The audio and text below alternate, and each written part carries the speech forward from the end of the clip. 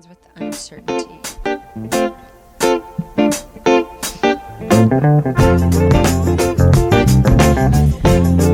Well, hello everyone. Welcome to the very next episode of The Remedy with Tova Sido and Janice Gaunt and Tom Bridwell. Welcome. Yeah, hi everybody. Welcome to I think Janice is exhausted after her March Madness weekend. Yeah, I'm obsessed with the bracket, and I made some poor choices in my bracket.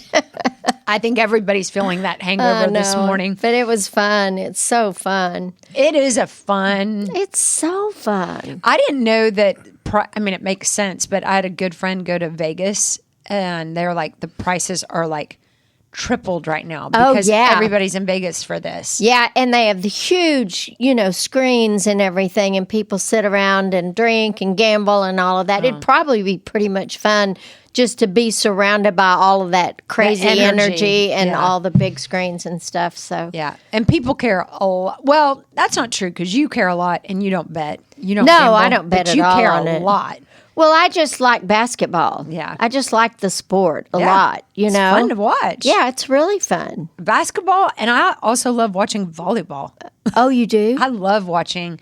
Like Anna Prin playing volleyball in high school was so much fun to watch. Yeah, volleyball is fun to watch. It's amazing how is. especially the women's, Yeah, I think that's like the one sport that gets like good looks from people. Like it's fun and it goes fast. That's what I like about basketball too. It goes fast. Yeah, it is. It's golf and baseball can.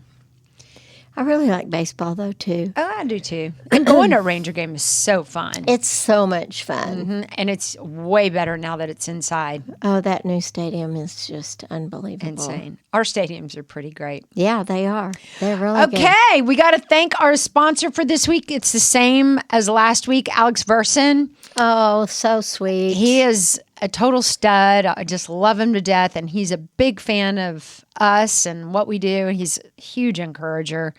And he's the one who gave us this topic. So thank you, good. Alex, for sponsoring and for giving us this great. Well, so we started this last week. 6 ways to become unattached to things, to practice non-attachment. You gave us a really good overview of what does it mean to be attached. Yeah. Why it's important to hold on to things a little more loosely than we can as people. So we talked about the first 3. Today we're going to finish the last 3. And then the next 2 weeks we're going to talk about what are some of the benefits we can experience in our life by practicing non-attachment. So this is how you do it, but what if we do it? What are some of the benefits of not having such a grip on things, people, outcomes, brackets, exactly, outcomes. Yeah, perfect example. So Janice, why don't you start us off today with make friends with uncertainty, number 4. Okay.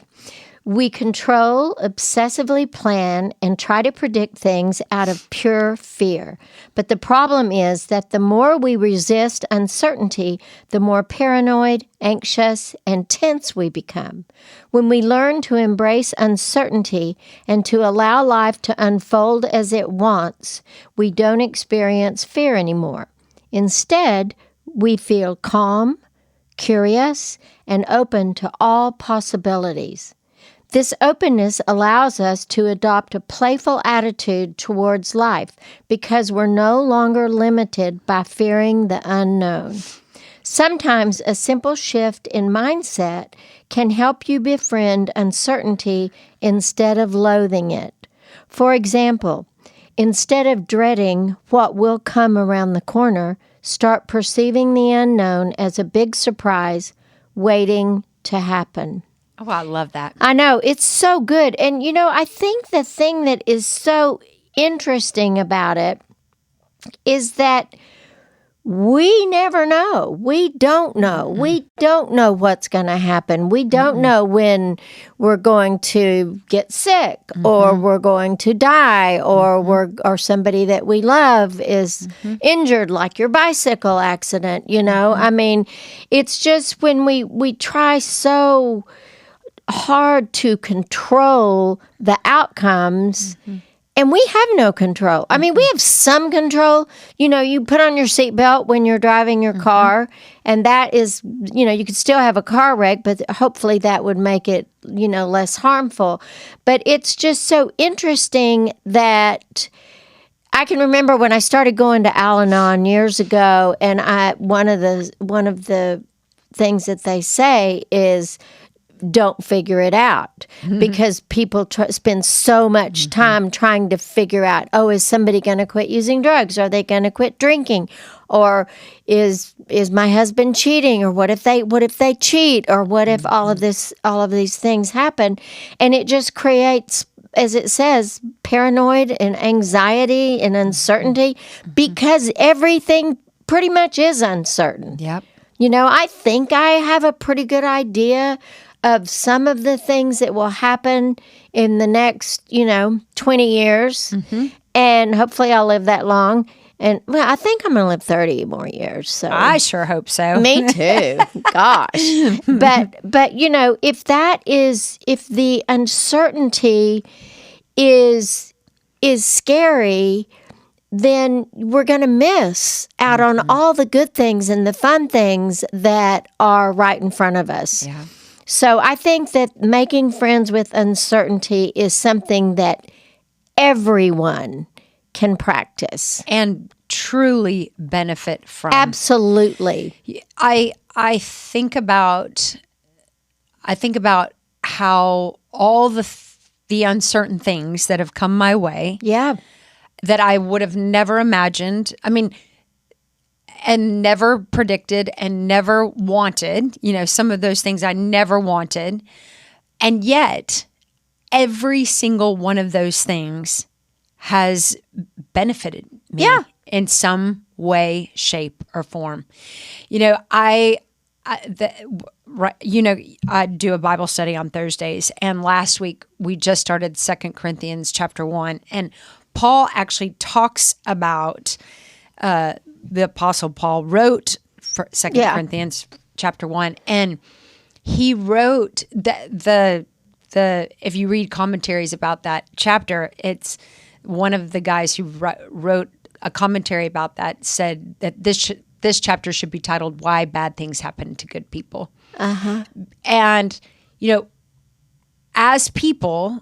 And I think a lot of moms do it. I think just people do it. We are so scared for something bad to happen that we try to control and consider all the different possibilities of all the billions of things that could go wrong so that we can dot our I's and scratch our T's, and so that none of those things happen. Yeah.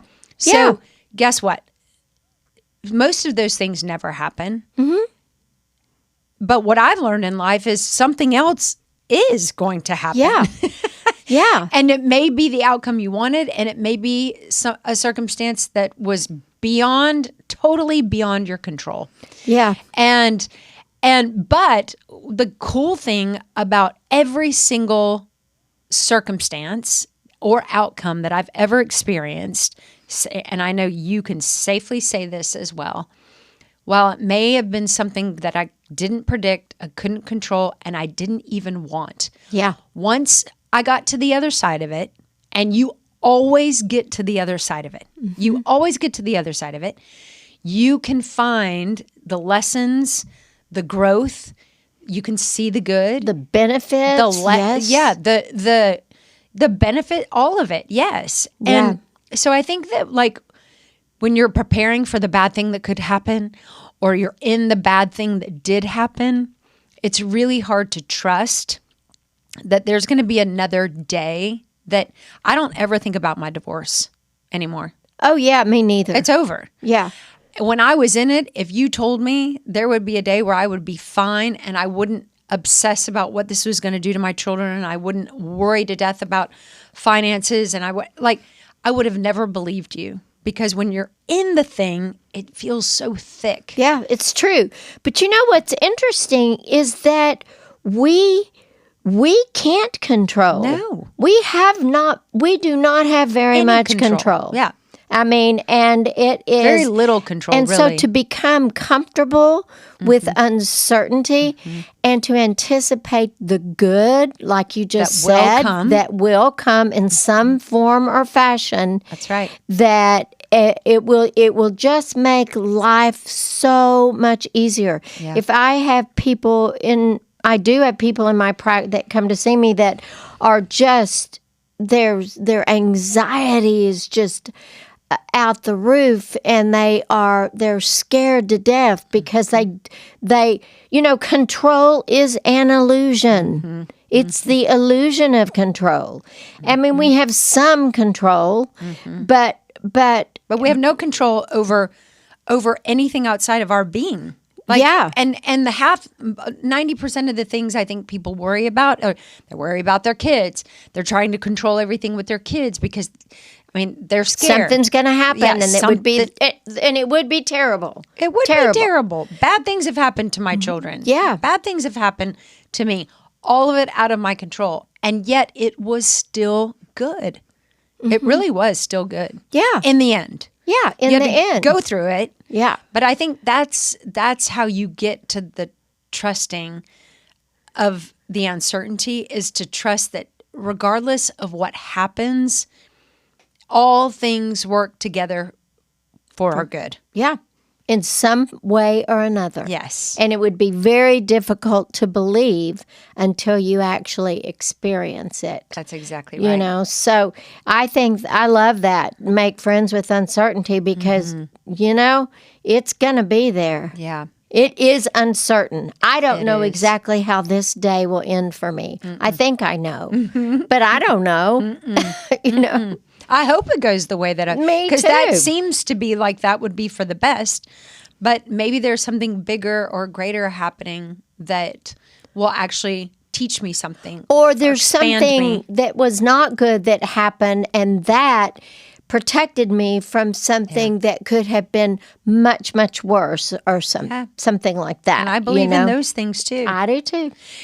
I was walking Katy Trail on Saturday with one of my dear friends, and we were talking about, I'm sure you remember this because you love the trail too. Remember when at that fork in the road years ago where that girl was turning around and she was a really good friend of Wesley's. They were cheerleaders together. Oh, seriously? Well, every time I see that intersection, where she went right and a bike was coming. Anyway, she got hit by a bike, as you know, and died. And every time I go to that spot, I think of her and think about how unbelievable that is that she just got hit by a bike and died. And so we were walking there, and I said, every time I'm here, I think about that girl who died. And my friend said, oh my gosh, me too. I go, and then I think about how I got hit by a GMC truck. I know. Going 50 miles an hour, and I didn't die. I mean, I think about it a lot. Yeah. I'll bet you do too. I do. I think about it every day, and probably multiple times a day. And, people would say it's unfortunate that happened. Yeah. But I think about how fortunate I am that I'm still here. For sure. So I think a big part of that too, Janice, and I know you look at it too, is like, how do you want to look at the thing that happened to you? Mm-hmm.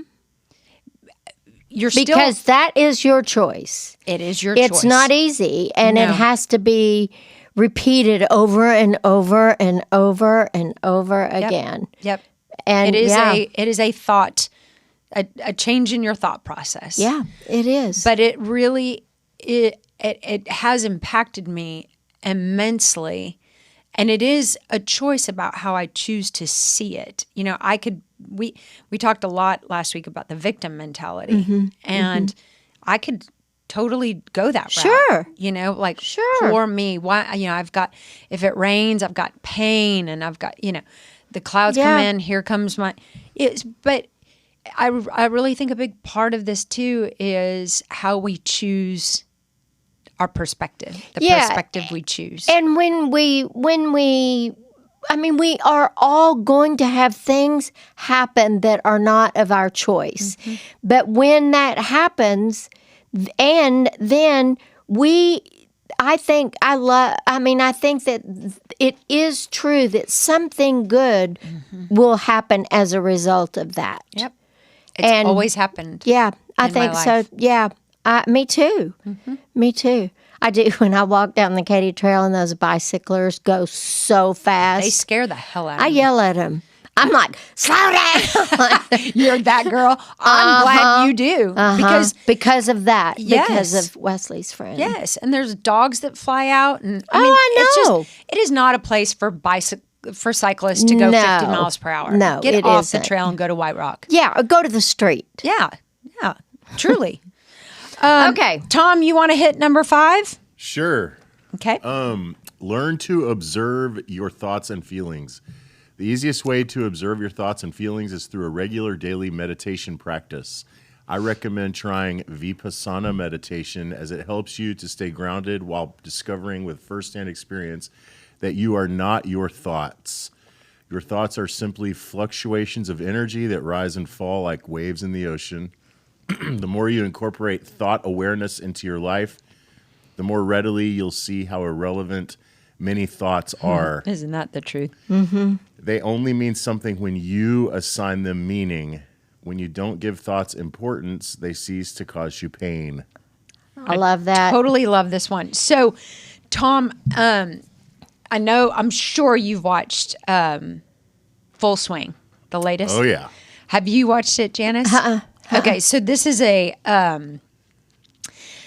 show on Netflix, and they follow golfers and kind of tell their story behind the scenes. I love this show.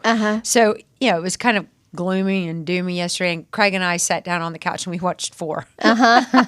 Maybe 3. But we watched the one on, is it Wyndham? Wyndham Clark. Wyndham Clark. And it speaks so much to this. So I don't know how old he was when his mom died. Do you remember, Tom? I don't. So his mom died when he was a teenager. Oh. And he got super pissed. Yeah. And so that kind of translated into his mindset, his golf game. And so if he missed a putt, he would slam the club into his bag and break his club and throw his club. And he just played really angry, and he kind of lived really angry because of this trauma. Yeah. And resisted help, resisted therapy, resisted meditation, resisted any change of thought patterns until his team sat him down and said, if you don't get help and if you don't start to change, we're out. And we will not do this anymore. And so he found a sports psychologist and who's a little bit older, kind of a mother figure. She's tough, but she's exactly like you as a therapist. She's she will kick your ass, but she kind of does it with that. With a hug. Yeah, yes, exactly. That's the perfect way to say it. And it has completely changed his golf game. Yeah. Oh, yeah. His thought process. Yeah. And he's winning and he's doing better, and he's changed his mind about how pissed off he is about everything, and his mindset used to be I suck, you're terrible, of course you're going to hit a bad shot, you've never been good at anything. Yeah, that self-talk is just terrible. And athletes have, I have had several, I've probably had 5 or 6 professional athletes that I've seen, still see a few of them. And their mindset is everything for them. Yeah. Because it makes a difference whether you're trying to hit a baseball or you're playing basketball or you're swinging a golf club. Because if you go up there with a negative thought process or thinking, okay, now I've got to do everything just perfectly, relaxing is something that's so important for people that will help them be better at work, be better parents, all of that, to be aware of the thoughts that come and go and allow those negative thoughts because Be that's replaced. Yeah, just let them float through your brain. Just let them think of them as leaving your brain and just floating out into the universe.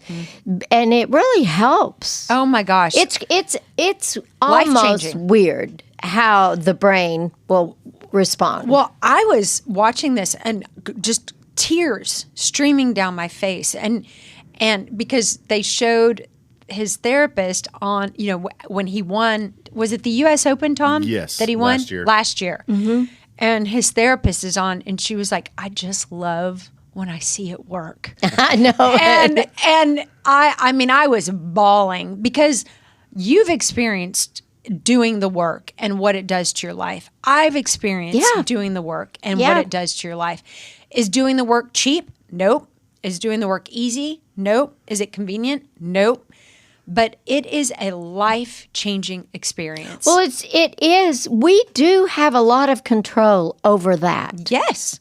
In fact, it's the only thing we really have control Yeah. over, is how we're going, what's happening between our ears. It's true. It really, it's amazing.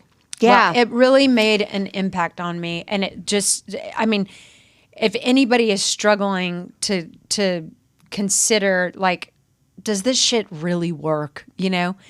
I would say watch episode, I think it's 3 or 4 of Full Swing, and it'll just rip your heart out.